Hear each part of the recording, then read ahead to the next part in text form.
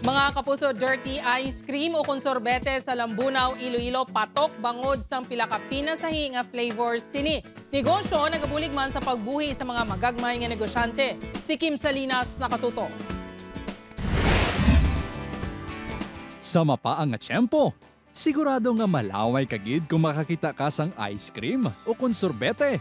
Apang, kung ang iserbe sa imo nga mga flavors ang prutas, utan kagiban pa nga pinasay nga sabor, mabalibad kaayhan sa Lambunaw, Iloilo. Magluwa sa ila ginabalik-balikan nga flavors. Patok man sa mga manugbakal ang unique nga sabor kaangay sang kalabasa malunggay, ube nga tapol with kadyos, kag cucumber pineapple.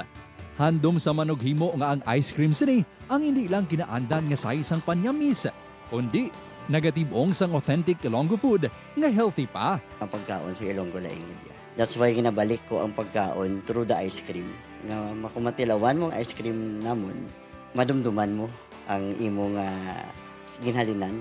Ang mga panakot nga ginagamit ang naghalin sa mga produkto sang micro, small, and medium-sized enterprises o kon MSMEs nga nagabulig sa palangabuhian sang mga ini. Ang pao sa ila bestseller nga mango cheese ang naghalin sa Guimaras kag Leon. Nagabakal man sila sang pure tablea sa local enterprise sa ila ice cream tablea flavor. Instead nga kami mismo sir ang mag-create sa amon flavor, why not we connect? We connect with MSMEs.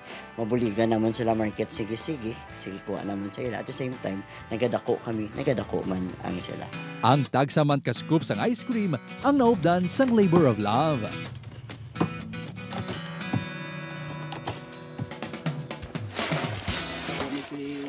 Ang amo na siya sir nga pag-ubra sa ice cream is mano-mano.